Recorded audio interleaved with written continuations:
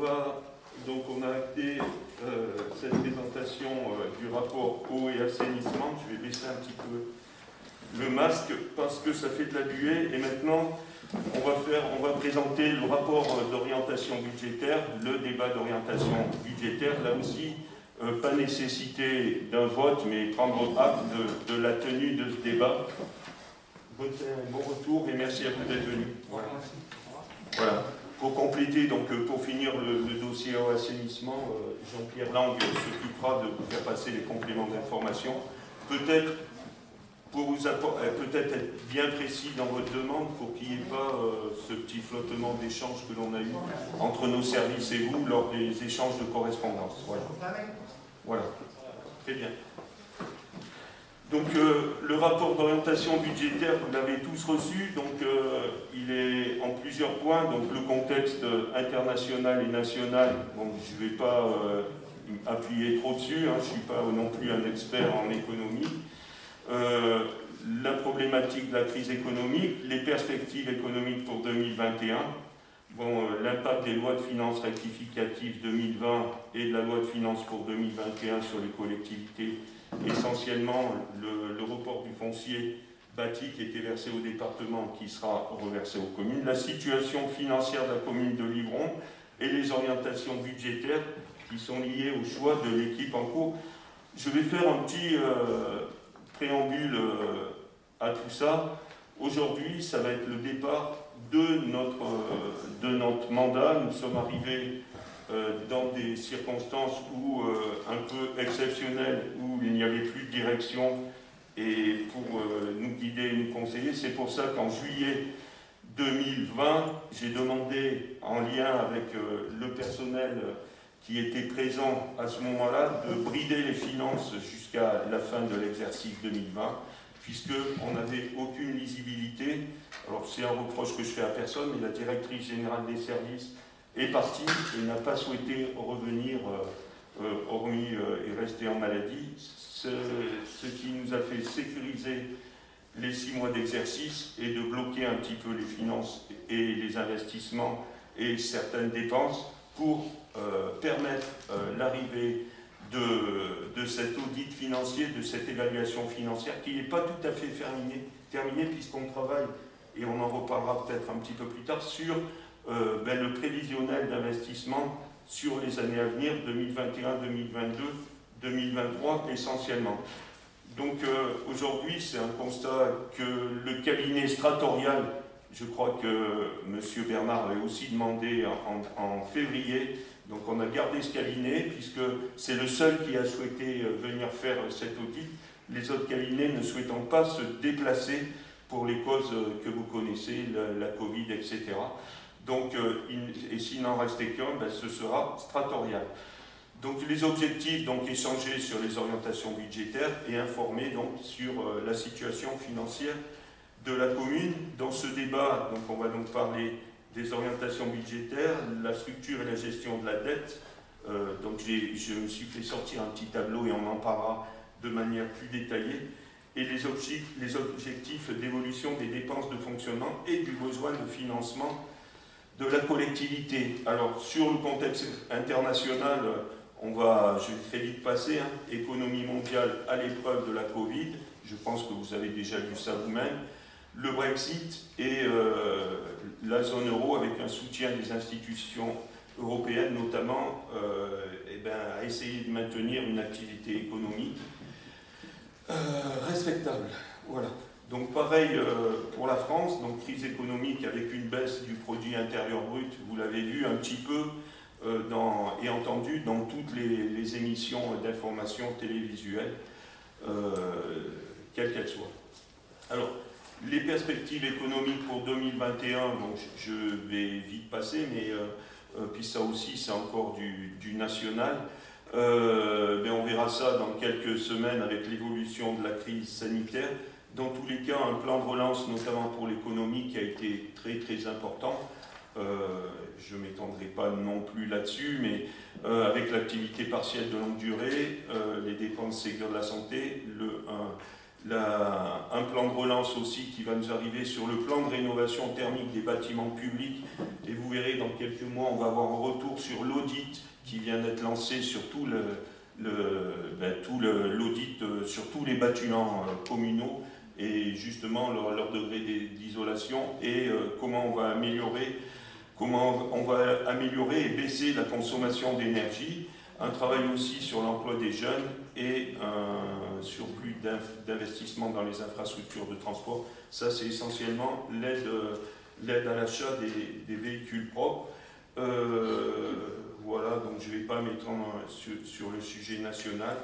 On va simplement parler rapidement des lois de finances rectificatives et de la loi de finances de 2021 qui va amener, on l'espère, et donc le prochain budget qu'on vous proposera et le débat qu'on aura à la commission finances, eh bien, on parlera de cette stabilité globale des concours financiers de l'État et une poursuite de la réforme de la fiscalité locale. Donc vous avez lu un petit peu, vous avez un petit peu le rapport, notamment sur la suppression progressive de la taxe d'habitation des ménages.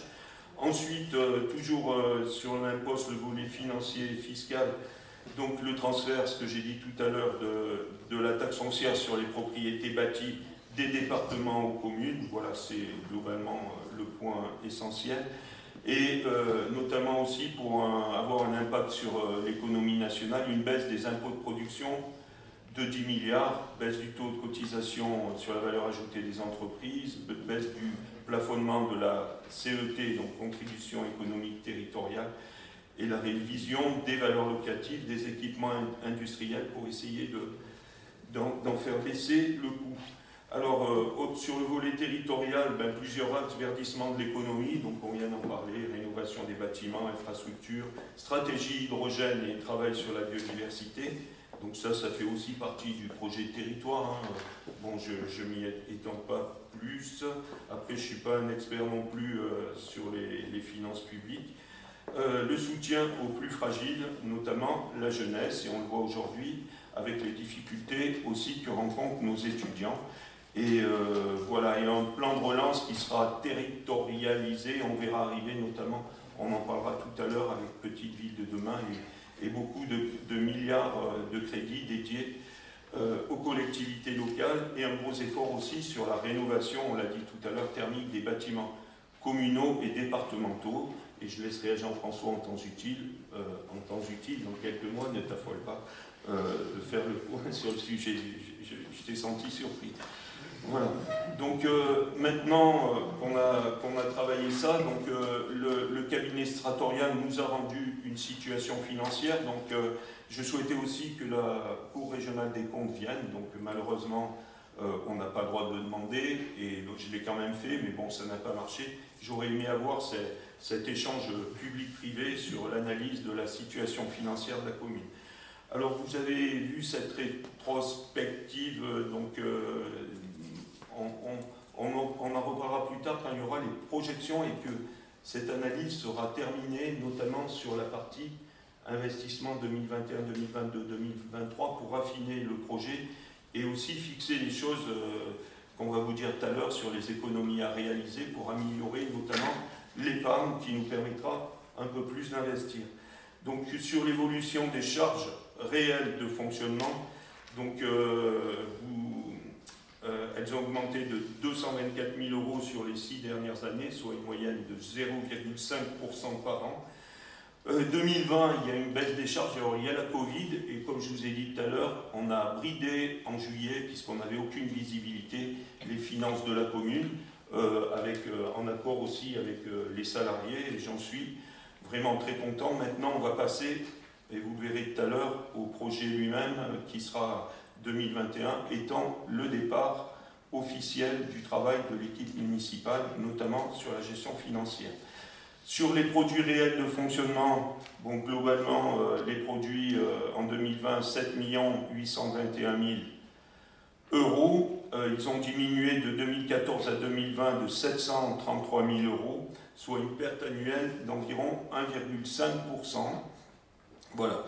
Donc, sur la partie dotation globale de fonctionnement en euros par habitant, Donc globalement, depuis 2014, on est, puisqu'on parle de la strate, c'est-à-dire les villes à peu près de notre taille, la commune a souvent été, on peut regarder même 2000, 2001, aller voir sur Finances Locales, on a souvent été légèrement en dessous de la moyenne de la strate. On a une petite progression sur les dernières années, mais elle est infime. Hein, vous voyez, 163 par habitant, 145 2014, 2015. Il faut aussi après se dire que l'État a baissé les aides aux collectivités. Donc, ce qui fait que petit à petit, ça s'est amenuisé. Il y a une très légère augmentation. Vous voyez, 122, 124, 126. Bon, et il faudra essayer de travailler ça d'une autre manière, mais l'État sera dur sur le sujet. Concernant le financement des investissements et le niveau d'endettement de la commune. Voilà. Donc là, c'est un des sujets sur lequel, dans nos orientations, on va énormément travailler, puisque vous avez vu que ça, c'est l'analyse du cabinet, c'est pas la mienne. En 2014, il fallait 4,72 ans pour rembourser la dette. En 2019, 12,69. En 2020, 10,25. Je ne ferai pas d'analyse sur notre boulot de 2020 parce que je suis incapable de dire si le fait d'avoir bridé les finances a amené cette infime et légère amélioration. Dans tous les cas, voilà, c'est un constat. Le ratio de capacité de désendettement de la commune s'est fortement dégradé entre 2014 et 2019. En dépassant en 2019 le seuil d'alerte des 12 ans, hein, voilà, c'est pour ça, tout est bien transparent, ça a été mis. Ça a été amélioré en 2020 et les orientations de travail qu'on vous présentera tout à l'heure et les orientations budgétaires qu'on vous présentera tout à l'heure sont faites pour améliorer d'ici 3 ans très nettement cette situation et anticiper éventuellement d'autres investissements à venir. En ce qui concerne les produits des taxes en euros par habitant, voilà, merci. Vous voyez qu'on est toujours en termes de produits légèrement inférieurs à la moyenne de la strate. Voilà, donc c'est aussi un travail qu'on a à faire, mais ça a été aussi des choix politiques des équipes municipales précédentes et des mandats précédents de maîtriser aussi dans la dette et de maîtriser aussi des investissements qui font que le développement de la commune, on se retrouve avec un produit des 3 taxes un peu plus faible, mais aussi ça fait partie, comme je vous dis, des choix de fiscalité des élus. Alors en ce qui concerne la capacité d'autofinancement brut en euros par habitant, vous voyez donc 194, voilà, vous voyez 2014, 2015, 2016 et 2017. Il faut aussi associer à ça la baisse des dotations, de la dotation de fonctionnement de l'État dans les premières années. Et ensuite, donc, une capacité d'autofinancement, comme vous voyez, qui est passée de 128 à 88 à 93 à 59 en 2019 et 72 en 2020. Bon, c'est un petit peu lié au diapo que l'on a vu précédemment. Les 72 de cette année, je ne les commenterai pas, je commenterai simplement les résultats que nous présenterons en 2021. Là, voilà, je vous ai expliqué la situation tout à l'heure, j'y reviendrai pas. Le taux d'épargne brute en 2014 était de 19%, aujourd'hui il est à 8,5%. En ce qui concerne les dépenses d'équipement en euros par habitant, donc voilà, on est aussi inférieur à la moyenne de la strate des villes de la même taille que nous. Sur l'encours de la dette, voilà, donc l'encours de la dette en euros par habitant, pareil, il est passé de 914 euros par habitant en 2014 à 736 euros en 2020. Il devient inférieur à l'encours de la dette des communes qui ont aussi notre taille, donc ça c'est à noter, mais il y a encore un travail à faire et on en parlera tout à l'heure, puisque le ratio de capacité de désendettement, et je répète, est de 12,69 ans en 2019. En 2020, il est passé à 10,25 ans, en dessous du seuil d'alerte que l'État se fixe pour suivre les communes. Donc l'équipe municipale et notamment notre adjointe aux finances et monsieur le directeur général des services ont présenté des actions qu'on va citer tout à l'heure pour améliorer cette situation dans la durée.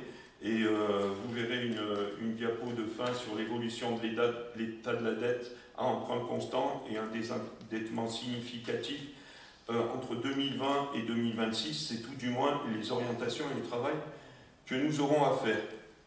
Voilà. Donc la synthèse, vous l'avez vu, c'est que c'est le cabinet qui le restitue, bien que les charges de fonctionnement diminuent de 2,6% sur la période 2014-2020, elles ont augmenté de 0,5% en moyenne chaque année, bon, ce qui peut paraître raisonnable. Les produits de fonctionnement ont subi une diminution de 0,9% entre 2019 et 2020 et ont diminué de 1,5% en moyenne chaque année. Le taux d'épargne brute est évalué à 8,5% en 2020 contre 6,9% en 2019. Il est relativement faible et donc il va falloir augmenter le résultat d'exercice pour augmenter ce taux d'épargne brute. On y reviendra à nouveau tout à l'heure. Et donc le besoin des financements, des investissements a nécessité un recours à l'emprunt, mais ça c'est ce qu'on a voté lors de l'avant-dernier conseil municipal. Alors, en ce qui concerne les orientations budgétaires, voilà, on va rentrer dans un peu plus le dur. Donc, les orientations de l'équipe municipale sont de maintenir les taux d'imposition 2020, donc pas d'augmentation des taux sur le foncier bâti et non bâti, comme pour ne pas alourdir la pression fiscale sur les livronnés, et retrouver des marges de manœuvre financières en matière d'épargne pour se désendetter et investir. Donc ça veut dire quoi? Optimisation des charges de fonctionnement courantes, ça veut dire concrètement économiser entre 200 000 et plutôt 300 000 euros sur le fonctionnement de la commune dès l'année prochaine. Une gestion plus efficiente des achats, c'est-à-dire qu'on va mettre en place autour de notre directeur général des services une cellule qui va travailler sur la renégociation des achats. Il y a eu un exemple flagrant sur des chaudières. La renégociation a fait passer le prix de ces chaudières de 24 000 à 17 000 euros. Ça, je veux qu'on institue ça comme un réflexe permanent au sein de la commune. Et une culture de la ressource dans les services, effectivement, donc si on observe le taux de financement des projets dans la commune sur le mandat 2014-2020, ça ce sont les chiffres qui m'ont été donnés par le cabinet. Le montant du taux moyen par projet est de 15% d'aide publique. Il faut qu'on double, il faut qu'on passe largement. Il y a beaucoup de projets qui sont accessibles à de nombreuses aides. Un des objectifs pour aussi améliorer le résultat de 2021 sera de travailler toutes ces pistes-là avec... Il va falloir des formations, il va falloir des réflexes, il faut vraiment se battre pour aller chercher des aides publiques et améliorer cette situation-là. Renégociation des emprunts, alors là c'est assez flagrant, puisqu'on a travaillé avec Madame Bernard et Monsieur Lang sur l'état de la dette de la commune, et vous avez 16 emprunts, s'il vous plaît, vous avez 16 emprunts en cours à des taux d'intérêt supérieurs à 4%. Donc ça, Monsieur Lang, il y a une consigne très précise, on en a beaucoup parlé, et 4 emprunts au-delà de 3% et de nombreux emprunts entre 2 et 3%. Donc là, on a une importante marge de manœuvre sur la renégociation des taux, même si ça nous générera quelques frais supplémentaires, mais là, on a des marges de manœuvre très importantes. Je rappelle que pour les intérêts, les intérêts d'emprunt pour cette année, on a travaillé sur un potentiel de 176 000 euros, donc vous avez beaucoup d'emprunts entre 3 et 4%, donc on a beaucoup d'économies à faire sur les intérêts et améliorer, ça c'est un des troisième axes, la situation, le résultat de l'exploitation de la commune et améliorer cette épargne brute. Alors, optimisation des ressources de fonctionnement, travail sur les bases fiscales et ajustement des politiques tarifaires. Effectivement, on ne peut pas toute notre vie rester sans augmentation des tarifs à 0%.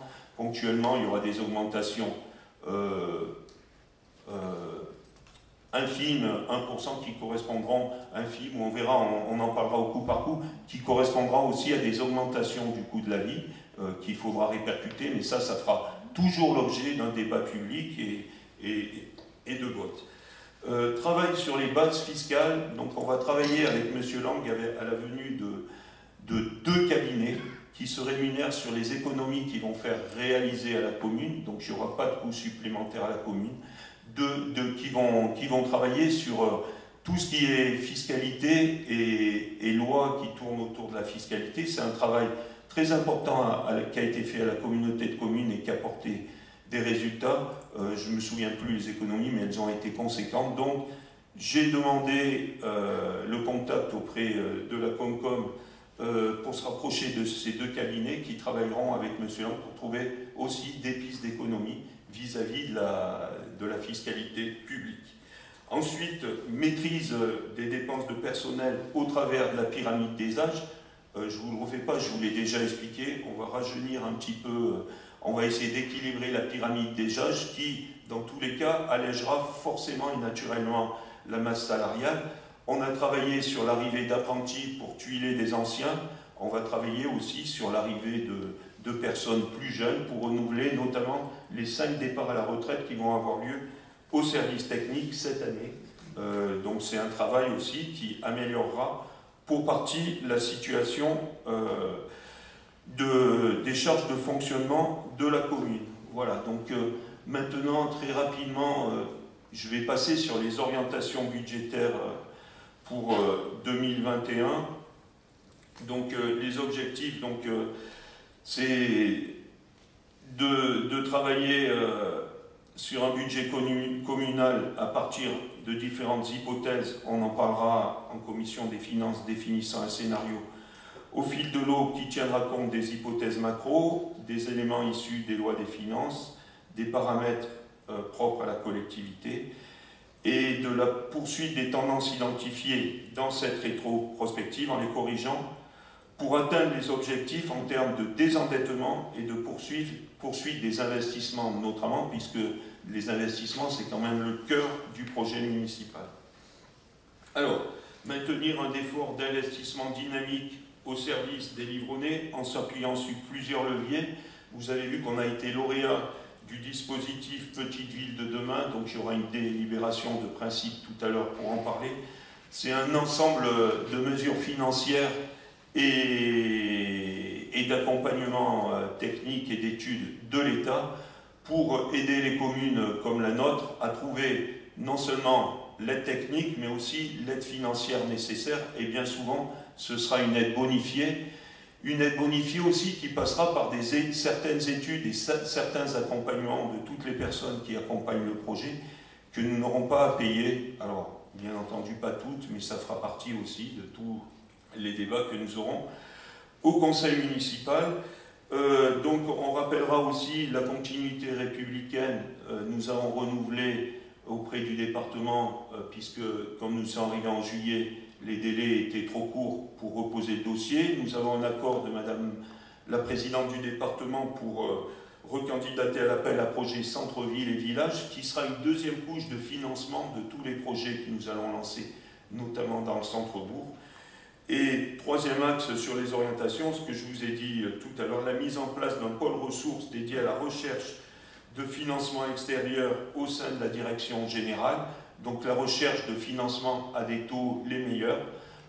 Voilà, on a apuré ce tableau d'amortissement, l'état de la dette aujourd'hui avec un ensemble de prêts très très nombreux au-delà, donc comme je vous dis, 16 supérieurs à 4% et 4 supérieurs à 3% en taux d'intérêt, et de nombreux autres à 2,88, etc. On va voir toutes les pistes de renégociation, pas dans la durée, mais de renégociation de l'échéancier et de la baisse des taux d'intérêt pour la commune. Voilà, et donc ce pôle ressources, M. Lang a déjà commencé à y travailler. Donc en ce qui concerne Petite Ville de demain, c'est une chance, c'est un accompagnement sur un mandat complet. La plupart des dispositifs, les appels à projets, sont des appels à projets sur 2 ou 3 ans. Là aujourd'hui, on aura un accompagnement sur 6 ans. Donc on en reparlera peut-être, je ferai une introduction de conseil municipal pour développer ces choses-là. Mais demain, on a un rendez-vous, alors qui devait être à la préfecture, pour développer toutes les orientations et toutes les aides que l'on peut avoir à travers ce projet. Deux points essentiels, c'est qu'il y aura aussi un accompagnement de Livron et de Loriol par un chef de projet, c'est-à-dire un professionnel qui va nous guider et nous accompagner et qui accompagnera aussi nos services techniques et tous les salariés de la commune pour mettre en place tous les projets. D'ailleurs, la plupart des projets qui figurent dans le programme de campagne qu'on a présenté pendant la campagne électorale. Voilà. Et bon, on y reviendra. Donc il y a des bonus complémentaires au niveau des aides publiques, on en parle de 10%. Et puis voilà, l'accompagnement de tout ce qui est possible et imaginable en matière d'opération, d'amélioration de façades, en matière d'accompagnement économique, en accompagnement sur le travail de rénovation des centres-villes, en accompagnement sur la mobilité au sein de la commune, etc. Tous les projets sur l'alimentation. Je ne sais pas si dans le dossier que vous avez reçu, vous aviez les fiches actions. Si vous ne les avez pas vues, je ferai en sorte que Stéphanie vous les fasse passer au Anne-Laure, parce que c'est très détaillé et très poussé, et puis ça amène un éclaircissement très très intéressant sur les possibilités que Petite Ville de demain peut nous amener. Alors sur les orientations budgétaires et sur les actions concrètes. Donc le premier axe, c'est la poursuite des investissements engagés pendant le mandat précédent. Donc 3 choses. La fin de la réhabilitation de la maison Pignal. Donc Evelyne vous présentera l'autorisation de programme pour la fin de la procédure pour 2021 dans la délibération ad hoc tout à l'heure. La mise en œuvre de la fin du programme d'accessibilité, notamment l'ascenseur du gymnase, l'accessibilité dans les bâtiments et les espaces publics, et la finalisation, puisque là il y a quand même une aide à hauteur de 80% qui est en suspens, qu'on a réussi à faire prolonger dans le cadre du FEADER, des aides européennes et de l'Agence de l'eau. C'est la finalisation de l'aire de lavage phytosanitaire. Vous avez vu dans les délibérations à venir que l'échange de terrain avait été effectué par Fabien Olivier lors du mandat précédent auprès de M. Boucher. Ça fait partie des bilans des acquisitions et de cessions de la commune pour 2020. Les autres axes, donc développement durable et transition écologique, donc le travail, et vous l'avez noté, il va y avoir un audit sur l'éclairage public de la commune que nous avons voté lors d'un conseil municipal précédent par le SDED, que nous avons validé à hauteur de 7,50 € par poteau. Donc ça aussi, la modernisation de ce programme à terme permettra d'économiser des économies d'énergie. Alors là, il est noté substantiel, moi je vais dire importante.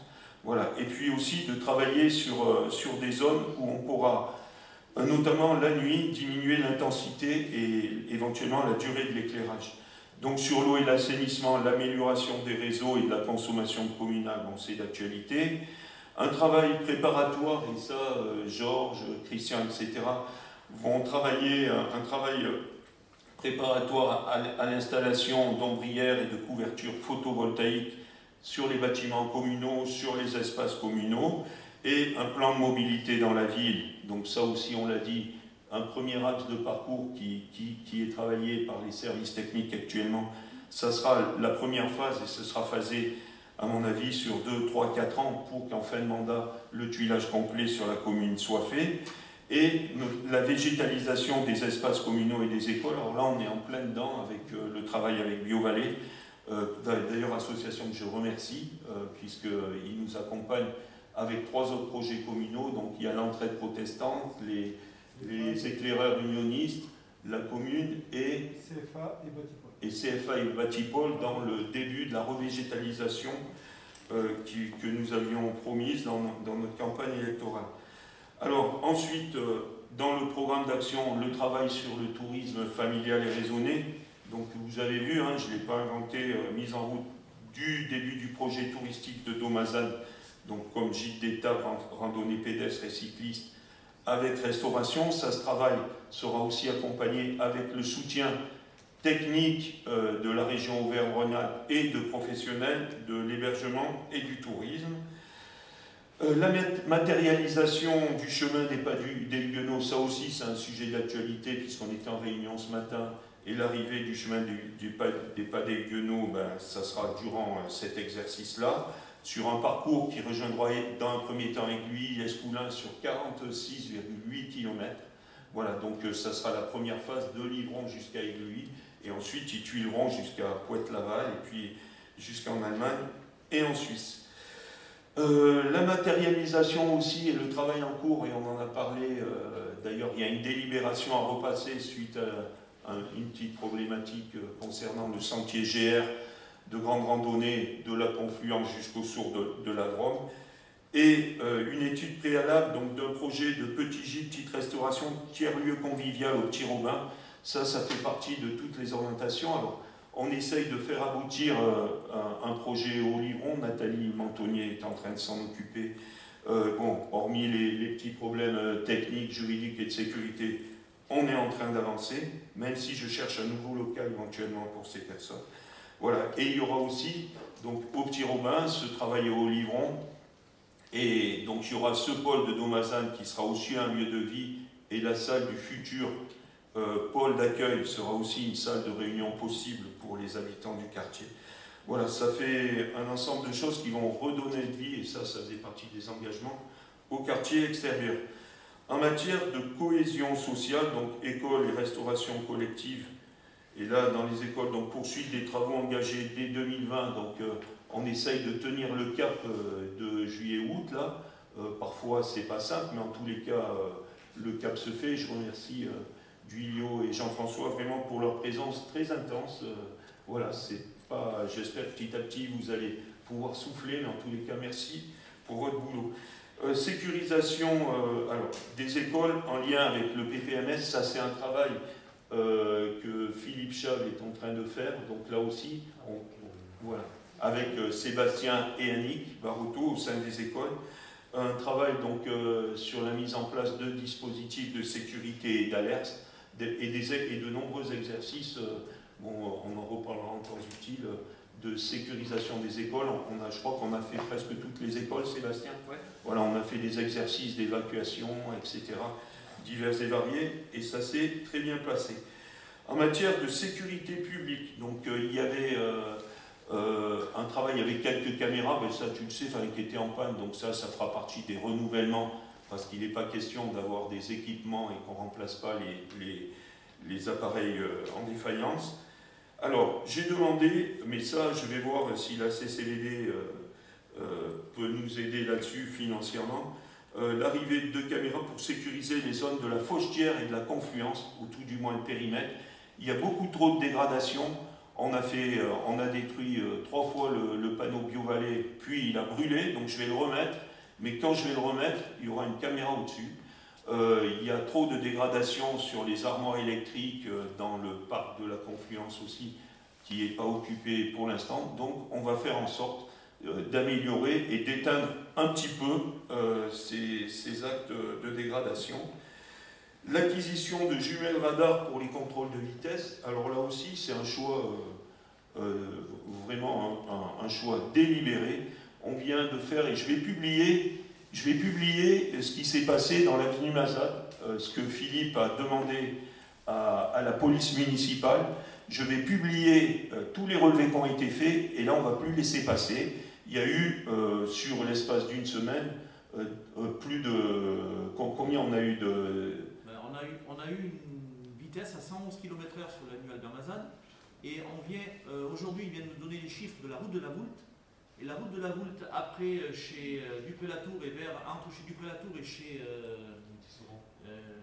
chez Tisserand, une vitesse à 139 km/h. Donc ça, on ne va pas laisser passer. Donc, voilà. Sur la route de la il n'est pas question maintenant qu'on fasse des échanges de caméras toutes les semaines. Il y a une police municipale. On va demander d'être intransigeant sur ces choses-là. Ils seront beaucoup plus présents.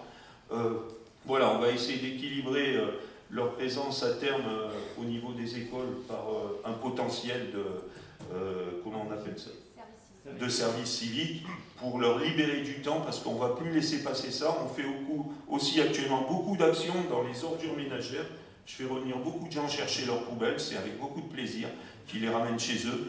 Dans tous les cas, on travaille ça, il y a beaucoup d'accès, mais dans tous les cas aussi, un travail avec la communauté de communes va être fait pour augmenter la capacité des ordures ménagères sur la commune, parce que dans certains pôles, il manque vraiment soit des ordures ménagères, soit des conteneurs semi-enterrés, puisque les déploiements s'étaient arrêtés il y a 3 ans.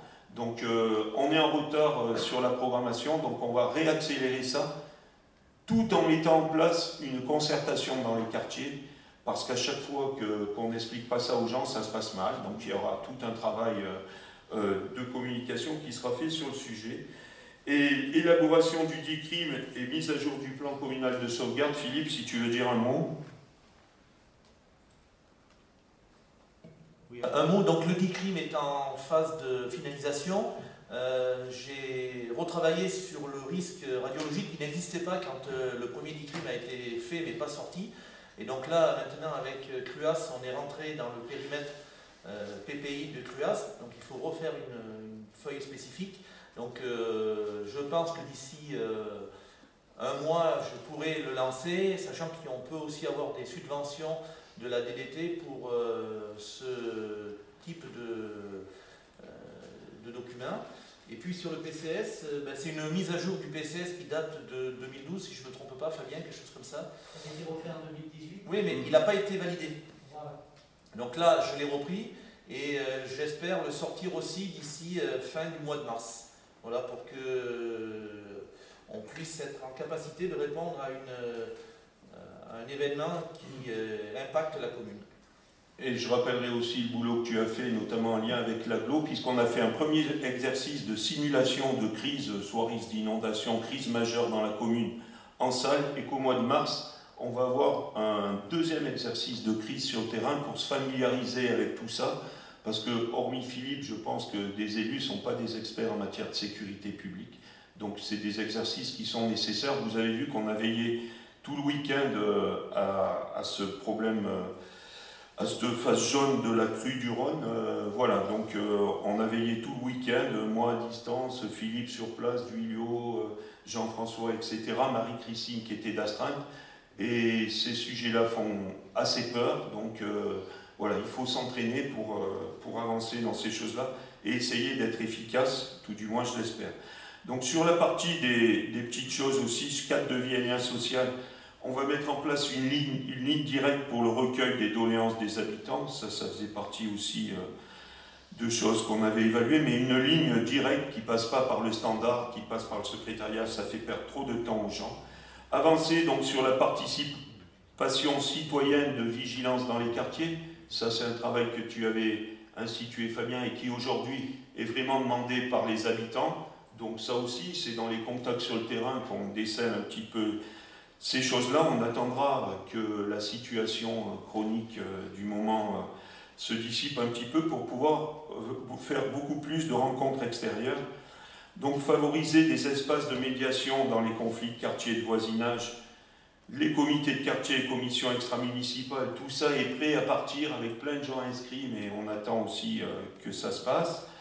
Développement des activités donc, et des services au niveau de l'espace de vie sociale et en particulier à l'attention des jeunes. Moi je dirais que c'est le déploiement du projet de futur centre social avec le travail en cours qui est fait par Nathalie auprès de la Caisse d'allocation familiale et de la Fédération des centres sociaux de la Drôme pour le recrutement, enfin qui en face le profil de poste a été co-construit, du futur directeur qui viendra en remplacement de M. Zitouni. Travaille donc sur la création d'un pôle de santé supplémentaire, on y viendra un petit peu plus tard, mais vous avez vu dans les décisions du maire que j'ai lancé un professionnel de ces métiers sur la piste de nouveaux médecins, spécialistes ou professions paramédicales. Le travail sur la prise en charge des espèces invasives, voire dangereuses, qui va aussi avec la campagne de stérilisation des chats et de dératisation qui partira cette année, et le déploiement, comme je vous ai dit tout à l'heure, de nouveaux containers semi-enterrés en collaboration avec la communauté de communes du Val-de-Drôme.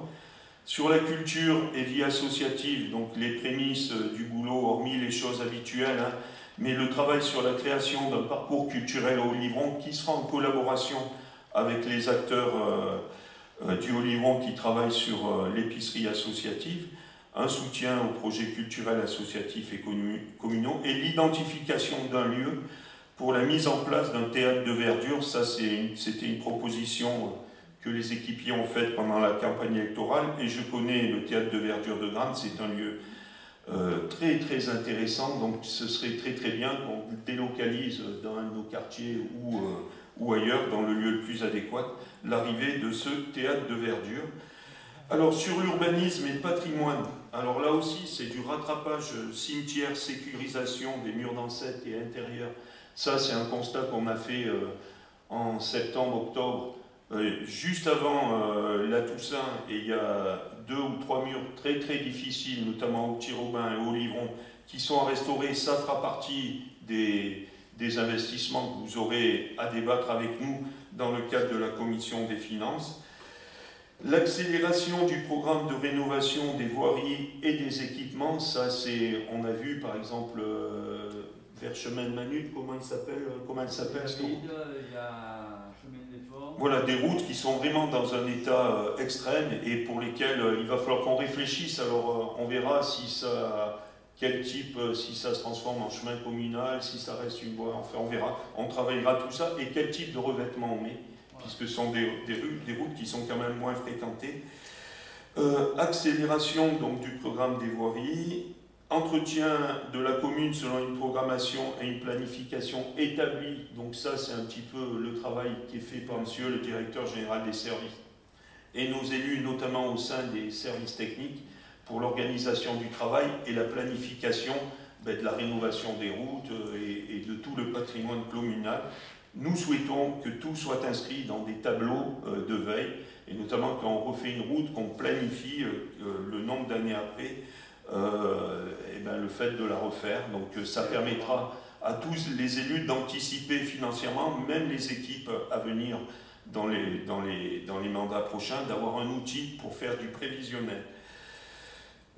Travail aussi autour de la mise en place d'un outil numérique pour le suivi des travaux en ligne. Donc ça aussi, on veut offrir à tous les élus qui sont sur le terrain, que ce soit vous ou nous, et aux habitants, un suivi des travaux qui sont en cours sur la commune. Ça évitera de perdre du temps au téléphone, avec globalement des fourchettes de délai de livraison de ces travaux. Et on va continuer aussi l'état des lieux du patrimoine sportif communal. Anne-Lise, voilà, tu as travaillé sur le gymnase, le toit, etc., le boulodrome, le pétanquodrome et les sols du gymnase, notamment, déjà dans un premier temps. Il y a tout à reprendre, donc on va lancer une étude complète sur tout ce qui est à réaliser. Parce que, Attends, tu peux, parce que personne n'entend.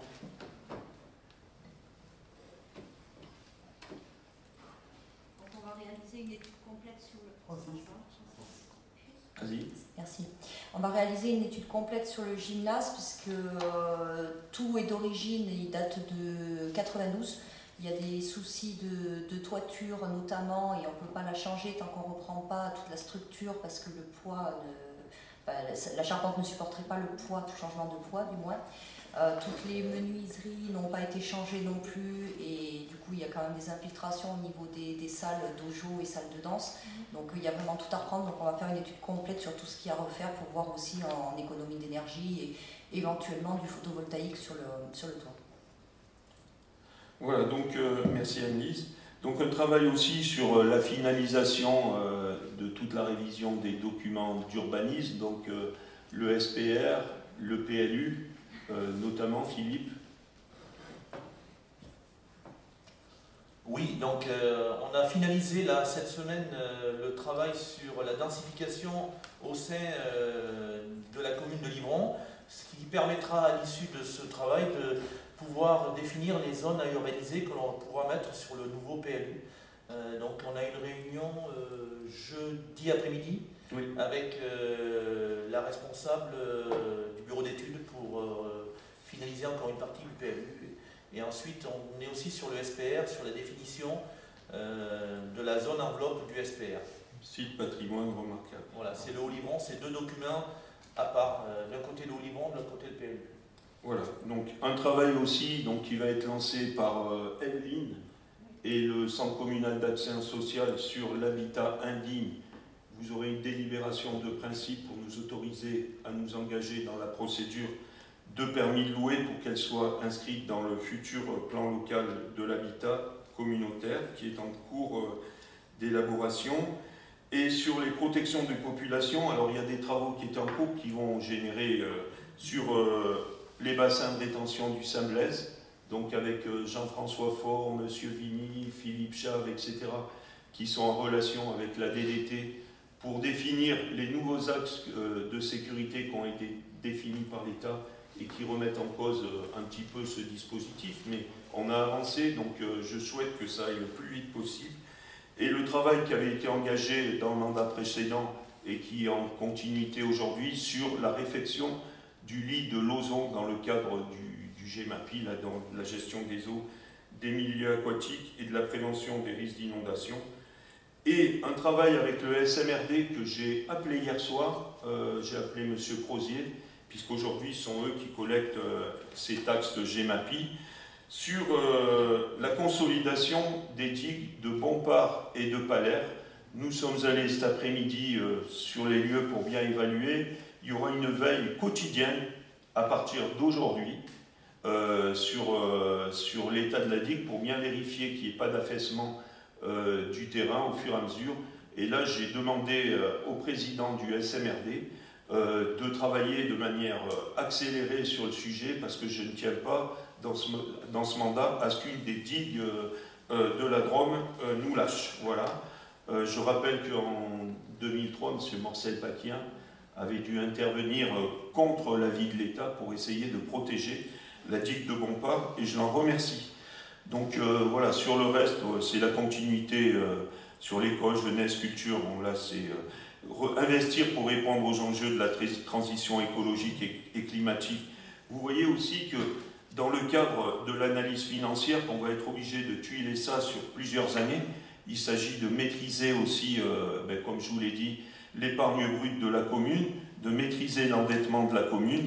Donc on va phaser tout ça, et la programmation, vous aurez un petit peu une partie du détail plus précise en termes de montant qui sera faite notamment sur 2021 dans la commission finances, puis lorsque l'on comptera un petit peu toutes les lignes budgétaires que nous y aurons intégrées. Et on parle de budget volontariste, mais j'insiste, là il y aura une veille prudentielle avec cette politique aussi d'achat, de renégociation de la dette, etc., que j'ai abordé tout à l'heure.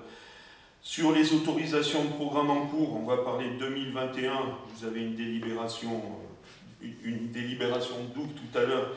Il reste 1 709 000 € 321 d'APCP, notamment sur Pignat, et des recettes notamment liées à Pignat de 1 236 462 74, donc ce qui nous fait commencer l'exercice avec 500 000 € d'investissement à boucler sur Pignat, mais bon, ce sera fait dans le cadre de la continuité républicaine. Et la dernière diapo, voilà, c'est l'évolution de l'état de la dette. Si on engage un petit peu tout ce qu'on a dit là dans les années à venir, l'évolution de l'état de la dette, alors attention à emprunt constant qui amènerait un désendettement significatif. Alors il ne faut pas se leurrer, il ne faut pas être un joyeux de riz pour dire qu'on aura certainement dans les 4 des 5 années à venir besoin d'un recours à un emprunt. Dans tous les cas, c'est à emprunt constant aujourd'hui. Donc un des objectifs, c'est d'amener une amélioration de la dette. À ce jour, donc je n'ai pas parlé dans ce débat d'orientation budgétaire de la déviation. Sachez que la semaine dernière, un sénateur proche est allé rencontrer M.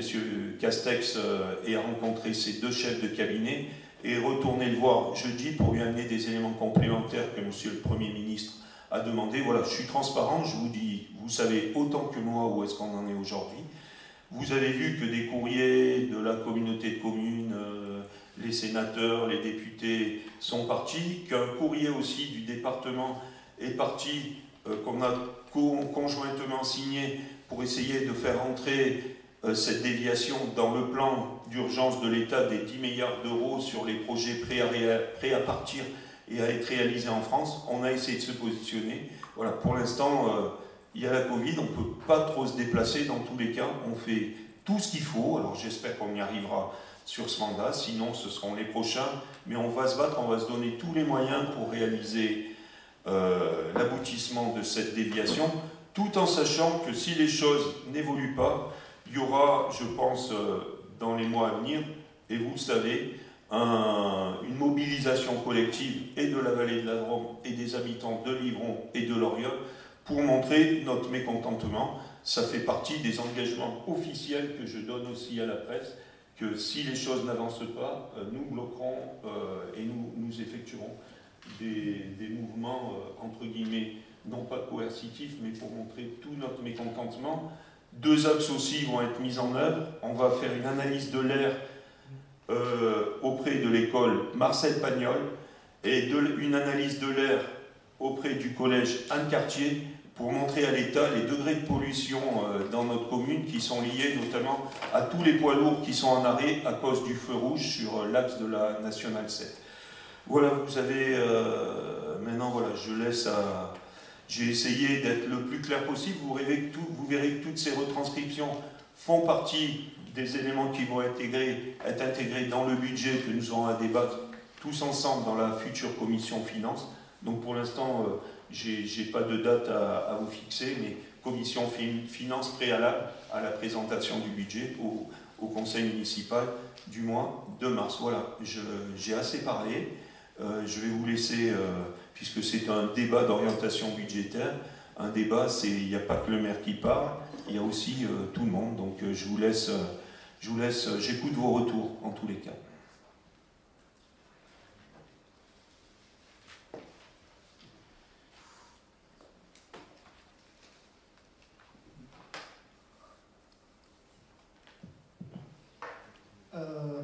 Oui, ça fonctionne. Oui, c'est bon. Du coup, déjà, merci pour cette présentation. C'est vrai qu'elle est assez complète et quand on regarde les orientations que vous avez sur 2021, elles sont plutôt claires et on vous remercie pour ça.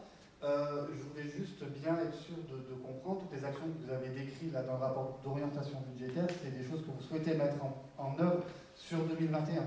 Alors, il y a un ensemble de choses qui ne nécessitent pas des gros montants. Mais voilà, là, ce qui est présenté ici, c'est l'ensemble des orientations et des débuts, par exemple, sur la mobilité. On ne va pas faire en 1 an tout le projet de mobilité dans la ville. Donc, c'est des phasages, des tuilages qu'on fera sur plusieurs années. Sur l'éclairage public, vous avez bien compris qu'il y a, par exemple, une étude qui va nous arriver en juin ou juillet 2021. Et il y aura ensuite un phasage pour ne pas alourdir le budget communal de trop. Il faut qu'on ait un budget maîtrisé, vous l'avez vu. On n'a pas énormément de marge de manœuvre. Je souhaite que rapidement, alors ça met un peu la pression sur notre directeur, mais il est habitué, qu'on améliore cette situation, qu'on maîtrise le fonctionnement de la commune. Alors les objectifs, ils sont clairs, affichés, 200 à 300 000 euros d'économie sur le budget de fonctionnement, des recherches d'aide publique, le travail sur une politique d'achat. Donc ça doit être la mise en place de ressources systématiques au sein de la commune, parce que les ressources sont de plus en plus rares, donc il faut qu'on se dégage de nouvelles marges de manœuvre. Vous avez évoqué la déviation, merci, hein, c'est une question qu'on allait vous poser de toute façon en questions diverses, on n'aura pas à le faire, vous l'avez évoqué là, et merci. Quand je vois l'évolution de l'état de la dette, on a bien compris que c'était à emprunt constant, du coup ça ne tient pas compte de l'engagement pris par Livron quant au financement de la déviation. Et si la déviation vient à se faire... alors ça, on en parlera en temps utile et on aura le débat collectif en temps utile. Pour l'instant, comme je vous l'ai dit, tant que je ne discute pas avec quelqu'un, que les élus ne discutent pas avec l'État de l'orientation du financement ou de la fin du financement ou du financement global de la déviation, je n'aborderai pas le sujet, tout en sachant que vous avez les montants, hein, 3,7, la perte commune Livron-Loriol et 3,7 la communauté de communes, sur les conventions qui ont été signées avec l'État dans le mandat 2014-2020. Voilà. Est-ce qu'il y a d'autres questions, Fabien?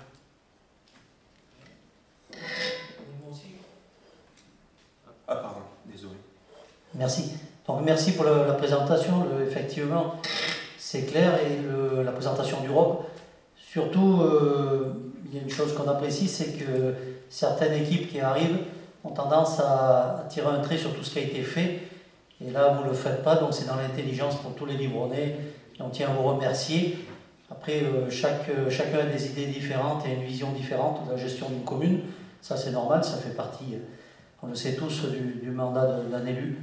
Mais merci pour avoir préservé l'excellent travail dans certains cas qui a été fait. Il faut le dire au mandat précédent. Même si tout n'est pas parfait, on sait tous, mais en tout cas, merci d'être dans la continuité. On est élu aujourd'hui, on représente l'ensemble des Livronnais. Je ne veux pas rentrer dans aucun conflit, on est là pour construire. Et on est tous là pour construire les trois groupes. Donc voilà, quand vous souhaiterez participer au futur comité de pilotage qu'on vous présentera, les portes seront ouvertes, viendront ceux qui veulent pas, ils ne viendront pas. Dans tous les cas, c'est un projet que je souhaite partager. Voilà. On va considérer qu'on a fait, sauf s'il y a... Oui, je vous en prie. Vas-y, Emmanuel. Juste une remarque, vous avez parlé d'un audit énergétique des bâtiments publics, il a été réalisé en 2010. Donc, bon, on ne part pas de rien, donc voir ce qui a été fait depuis. Tout a bien été pris en compte, hein, toute l'expérience de la commune, mais il fallait réactualiser tout ça. Il y a quelques nouveaux bâtiments, il y a des choses dont peut-être on se débarrassera, on verra. Dans tous les cas, il faut réactualiser tout ça et le mettre au goût du jour. Donc ça fera partie, je pense, d'un débat qu'on aura en milieu de l'année 2021. Voilà, tout est bien phasé, tous les élus ont bien travaillé sur les sujets. Maintenant, il faut qu'ils fassent leur boulot et qu'ils fassent avancer jusqu'au bout l'ensemble des promesses qui ont été faites. Il y avait eu aussi une note d'opportunité qui a été faite sur le photovoltaïque en 2013. Donc, bon, mais il y a des éléments... si tu veux travailler avec nous sur le sujet, Emmanuel, ça sera avec plaisir en tous les cas. Voilà. L'ensemble de l'équipe travaillera sur des sujets. Voilà, on va considérer qu'on a fait ce débat d'orientation budgétaire. Voilà, tout le monde est OK. Voilà, donc on va passer à la délibération suivante. Merci en tous les cas. Voilà, ça a été très constructif, je vous en remercie. Nous, en tous les cas, on a essayé d'être clair, précis, transparent. Et chacun des propos qui sont tenus ici seront retranscrits dans le budget qu'on vous présentera dans le cadre de la commission des finances.